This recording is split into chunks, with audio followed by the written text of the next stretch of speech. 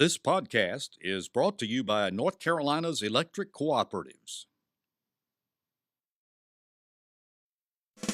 This is NC Spin, an unrehearsed discussion on issues of interest to North Carolinians. Now, here is your moderator, Tom Campbell. Welcome. You've heard and read the spin the media and the politicians have put on the issues of the day. To get the correct spin on what's going on in North Carolina, let's introduce you to our panel of experts. They include former representative from Nash County, Gene Arnold, Chris Fitzsimon, director of NC Policy Watch, Becki Gray with the John Locke Foundation, and political analyst Peg O'Connell. Well, we welcome you to this 980th edition of our show that features a report on the summer special sessions of the Legislature, the Attorney General's plea for a reduction in budget cuts, and the rollout of managed care for Medicaid recipients. And as always, we ask the panel to tell us something we don't know. Let's get started. There's more to come in the Legislature's summer special sessions, originally intended to override the governor's vetoes. The August 3rd one-day session instead focused on some leftover business. But even that didn't go far. Instead of adopting regulatory reforms, lawmakers went home frustrated with little to show for the day.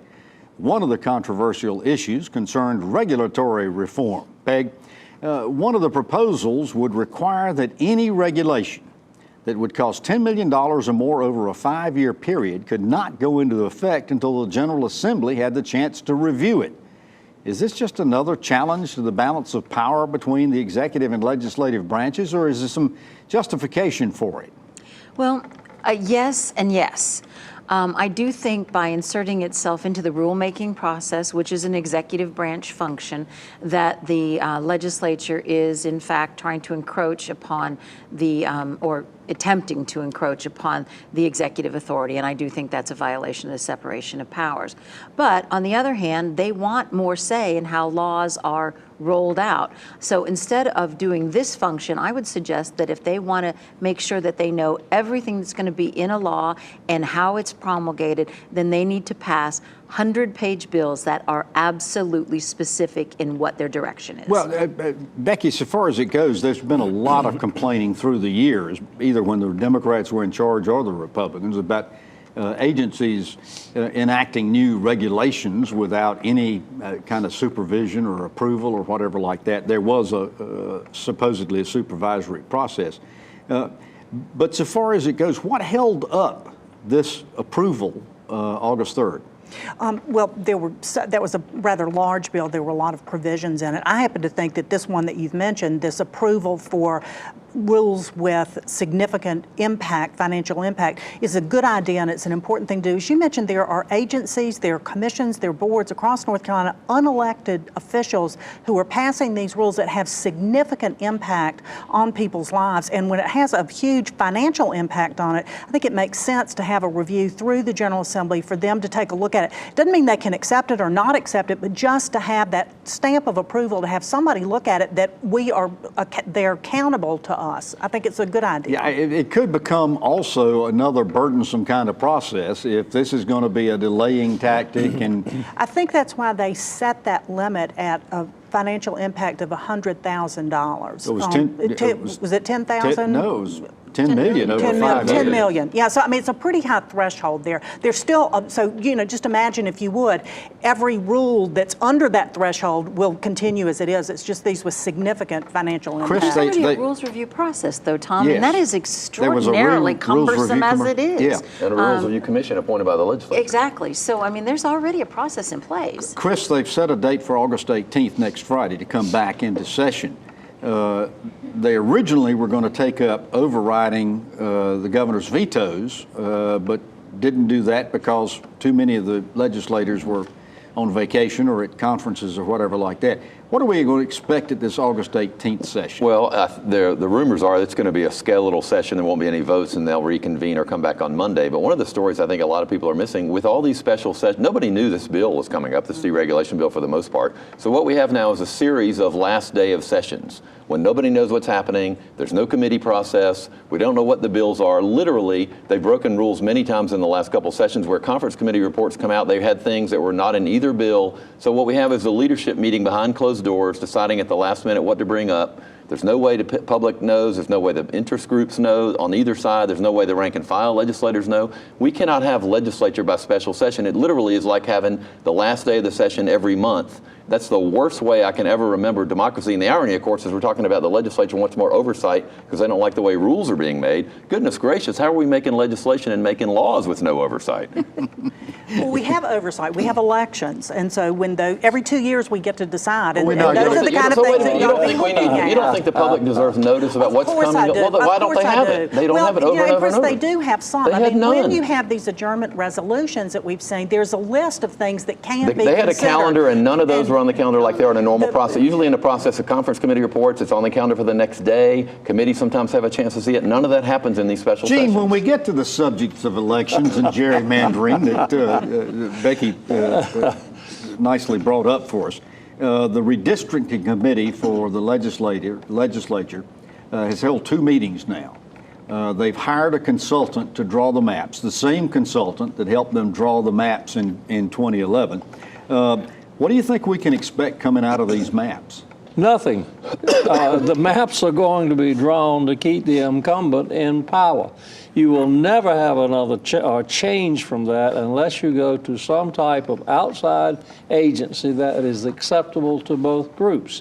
And I don't see who could be appointed to this unless, well, the last person who would be qualified would be crucified. So I just don't see it. I think the judges will push it, and they can push it only so far.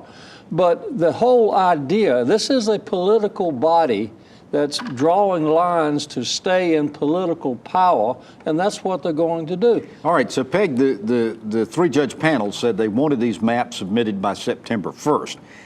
You think the legislature is going to be able to comply with that deadline? Well, yeah, I don't know whether, I think they'll give it every effort. I mean, they've got special session after, it's like whack-a-mole of special sessions.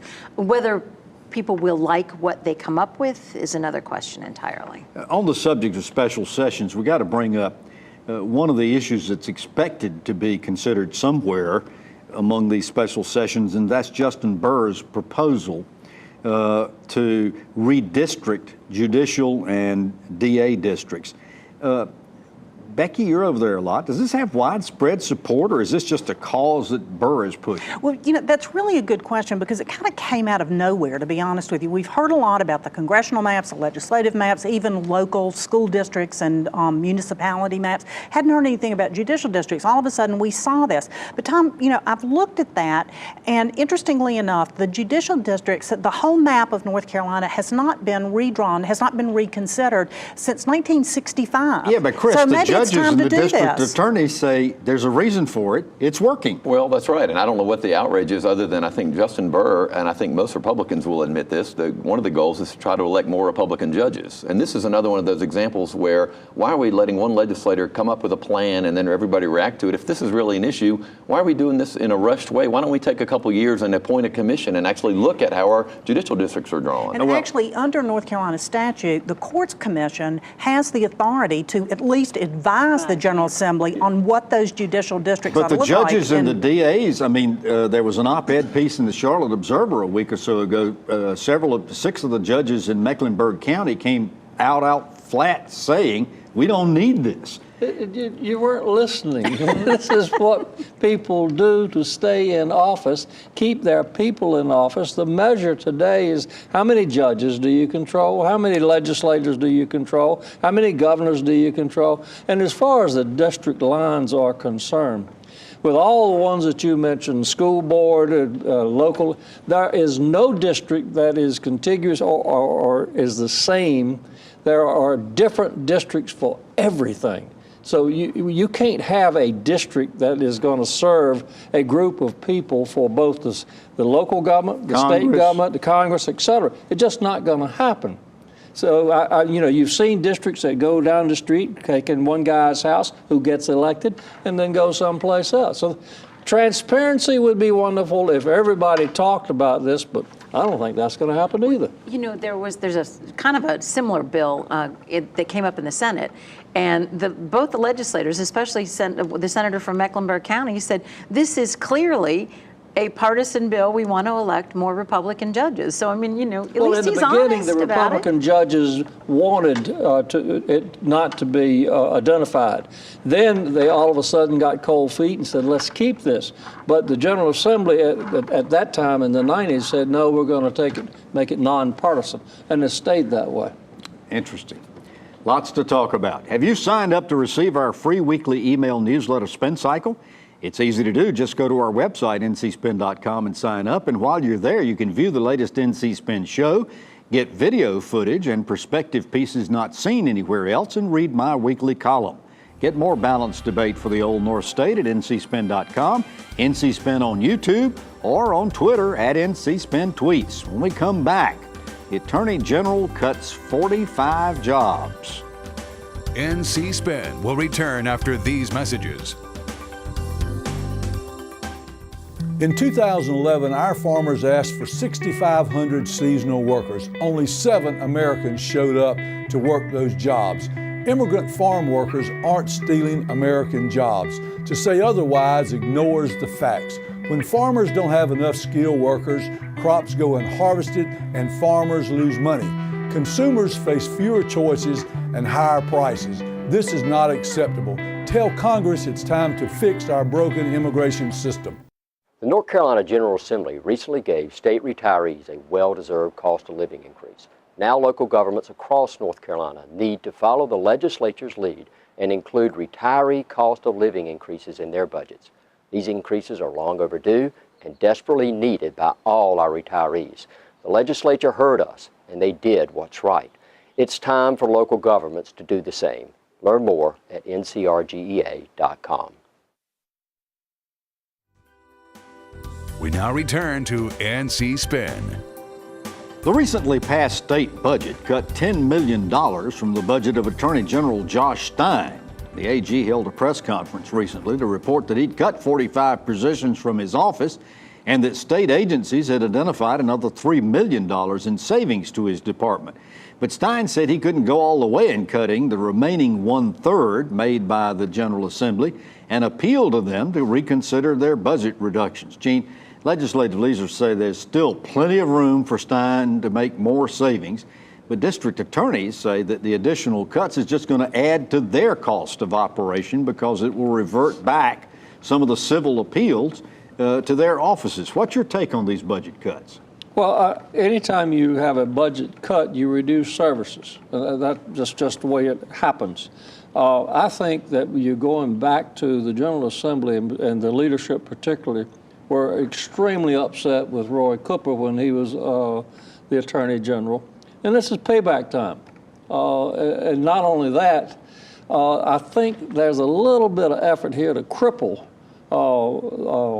the Attorney General's office. There's no question they're going to load up the local district attorney, and they don't have enough help. Just look at the court dockets and the number of cases that are being tried, and you can see that. Peg, one of the complaints the legislature has made is that Attorney General Stein is supposed to represent the state in lawsuits, but they complain that he's picking and choosing which lawsuits he was defending. Is this a legitimate complaint? Well, I think it's a statement of a fact, and executive branch officers, of which the Attorney General is one, have the authority, the power, and the duty to make decisions. They can't take everything. They have to decide what they can win, what's appropriate, what they think is constitutional. I think it's that's the job of the AG. I will say, though, it's kind of interesting. You all know I was married to the late Insurance Commissioner Jim Long. There was a time when all the agencies had their own lawyers, and then one day the Attorney General came in and scooped them all away. So the fact that there's talk that a lot of these lawyers will go back to the individual agencies is kind of like well, let me deja ask vu about all that, over Becky. again. Aren't they just going to increase? I mean, when I worked in the state treasurer's office, we had a lawyer assigned to us, but he worked for the Attorney General, came out of the Attorney General's budget.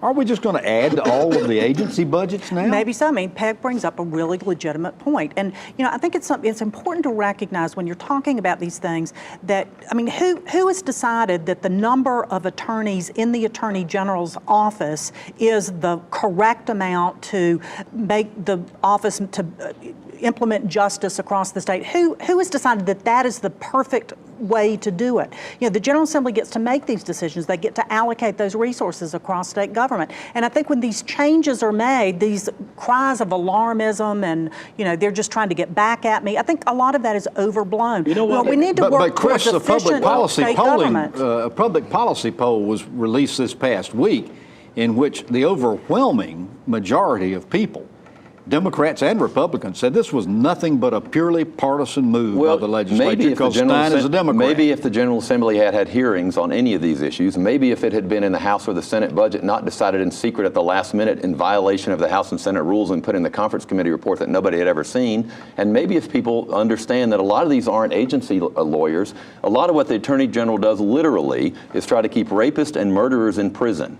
When somebody appeals a rape conviction or a murder conviction in North Carolina, a district attorney doesn't do that. The Attorney General does that. When somebody appeals, somebody on death row has an appeal, the local people don't do that. The Attorney General does that. The bill also not only cut $10 million, it prescribed where the Attorney General could cut from. He couldn't cut over his whole budget. He had a very narrow area, which is why he says he can't cut anymore. And I hope to goodness that we don't want the Attorney General to let rapists and murderers go because of a secret budget deal, which clearly was political because the Republicans have been in power since 2011. They're just now getting around to cutting $10 million. He said he didn't know a thing in the world about the bill until it was put on the didn't. floor. Nobody did. Nobody did. And it certainly could have been handled better. But I think that when we reorganize or we try to make efforts to make government work better and more efficiently, that, I mean, Chris, to your point, you know, there needs to be more transparency. There needs to be just a better explanation. Would you think that we're going to go talk to the Attorney General and say, we're thinking about this? Peg, one of the things that is coming from legislators is that the AG should discontinue furnishing lawyers for civil court cases appeals and focus entirely on criminal cases. Now, the district attorneys say, guess what that's going to do? Throw an even bigger load back on us. Oh, yeah. Well, and that's true. And, you know, one of the biggest civil court things that was ever managed through the Attorney General's office, oh, this is slightly different, is the master settlement with the tobacco companies. That brought billions of dollars to North Carolina. If the Attorney General hadn't been involved in that, we would never have gotten that kind of money. And all the $38 million that's coming from Volkswagen, all those kinds of things are very, that is the appropriate role for the Attorney General, and he should have the resources to be able to do it. But Gene, the legislative leaders say you ain't seen nothing yet. There's more cuts coming to the Attorney General's office. What do you expect there? Well, I expect them to do exactly what they said they're going to do, try to cut more. And if an agency came in and the Attorney General says they got $3 million from an agency which he refuses to name wisely. Well, several state agencies, he made them start paying for their own legal service. Then the General Assembly leadership will go after those agencies to get the $3 million or whatever the amount is from them. Clearly, it is as partisan as it can possibly be, and that's the way they want to play the game. Becki, do you know of any potential cuts? Have you heard anything about any additional cuts? I have not heard of any additional cuts, but I think that we're going to continue to see these movements to make government work better, more efficient, and shifting things around is often a better thing. These cries of it's at the end of the world, I think we really need to be careful with that. Well, it is the end of the world when you do it in secret, and rapists and murderers' appeals may not be heard as quickly, number one. Number two, you know the one agency that didn't have any reductions this year? The General Assembly with a $60-something million budget. Is there no way we could trim that budget if we're trying to cut everybody's budget? Maybe we should introduce some legislation on NC. No. We're going to take a break. When we come back, we're going to talk about the Department of Health and Human Services rolling out managed care proposals. NC Spin will return after these messages.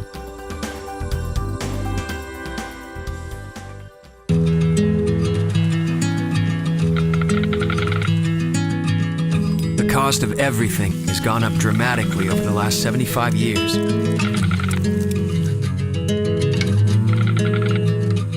With one exception, keeping electricity affordable.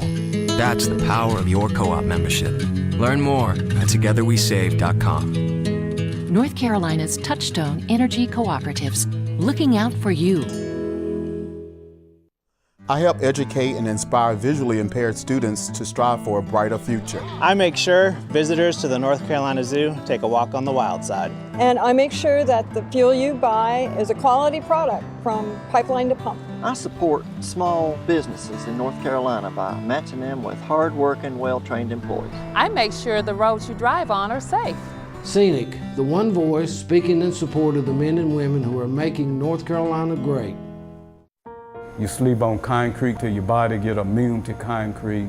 My mom got my brother and I up and said, come on, we're leaving. I became homeless in the beginning of this year. When I was about 4 or 5 years old, our house caught fire. I used to see my brother. If he see me, he'd turn and go the other direction. We did the only thing that we could think of, and we went to a Salvation Army shelter. You know, we don't have this, like, what's your background look like? We just say, what do you need?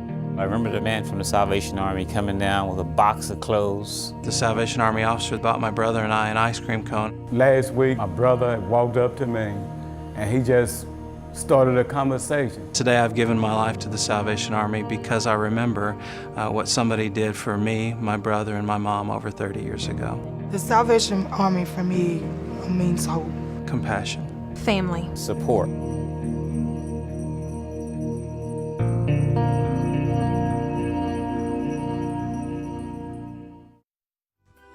We now return to NC Spend.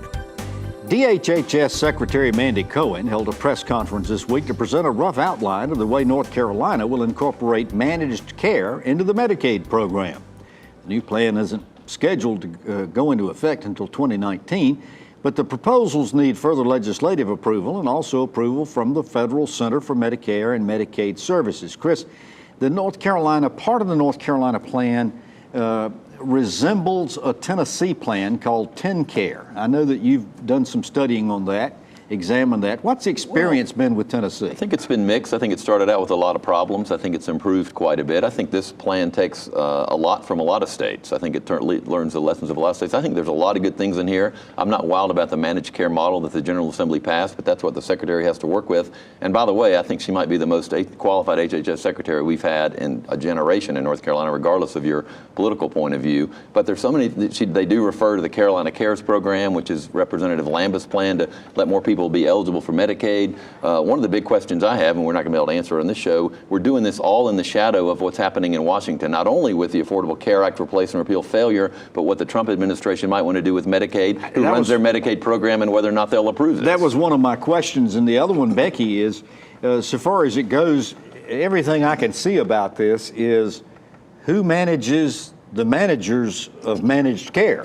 And it looks like that's... And I think that's been one of the problems in other states as we've seen these things roll out. I mean, what we saw with this proposal really was, I think, a very thoughtful, very well-researched proposal that Secretary Cohen put forward of looking at other states. And that's the challenge. So what we can hope to do in North Carolina is look at where those things have failed in other parts of the country and learn from others' mistakes. Peg, this thing is a long way away from approval. The Secretary went on a listening tour. She's got to go back to the legislature to get some changes made. CMS has got to approve all of this.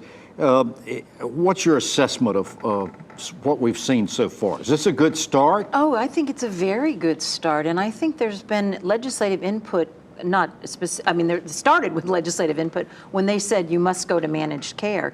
But I think there's been input from all different kinds of stakeholders all the way along, providers, managed care organizations, stakeholders, people who represent developmental disability groups. All those kinds of folks have really had a lot of input into this plan. And I think if, as Chris says, if the Secretary Cohen can't do it, it can't be done. And Gene, so there is some legislative backlash to it. I think they probably are a lot like us. We're still reading that 77-page document, trying to figure everything that's in it.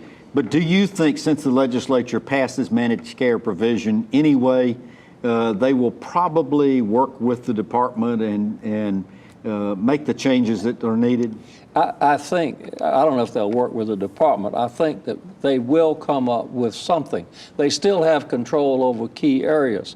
Two things bother me about this. They are encompassing some new things, such as social livelihood, housing, et cetera. That's a whole new ball game, and that's going to take a tremendous amount of exposure of people and time. The other thing, besides putting someone in place to manage all of this, they haven't addressed the issue of doctors, emergency rooms, PAs, and hospitalists instead of medical people. Well, they've set up some procedures for it, and I think right now they're still just in the rough stage for it. And obviously, we're going to be talking more about it as time goes on, and we know more about it. After this break, we're going to ask the panel to tell us something we don't know.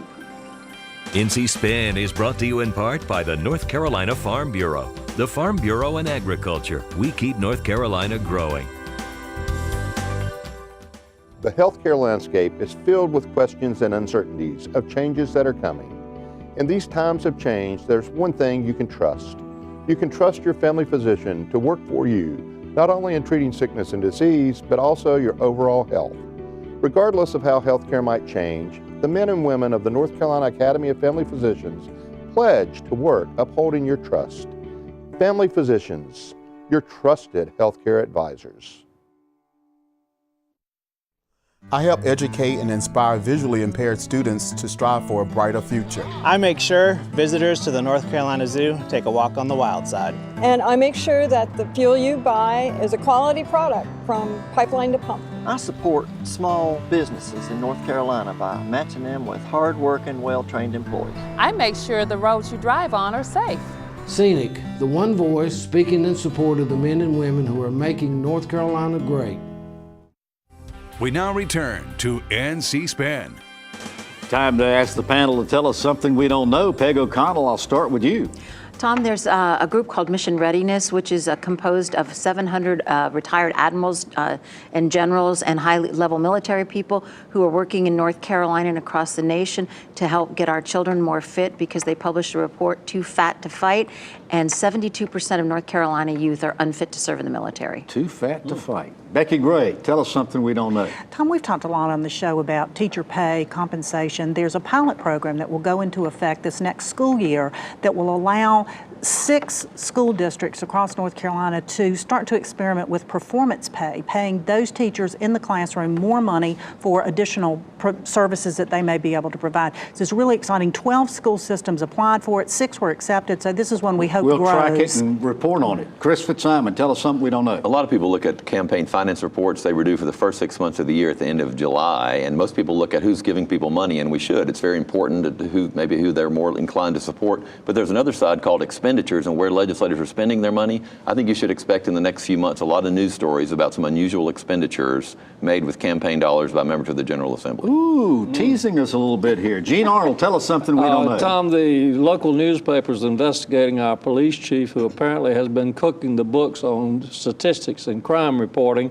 He refused to investigate one crime which the Nash County Sheriff went into and solved, arrested 4 people, and recovered $75,000 worth of copper. More to come. All right.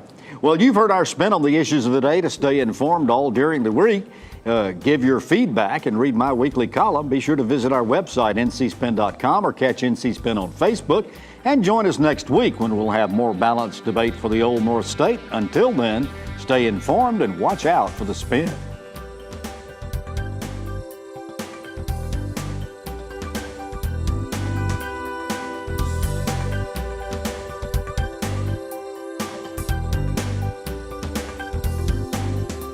Join us next week and get the spin on issues facing our state.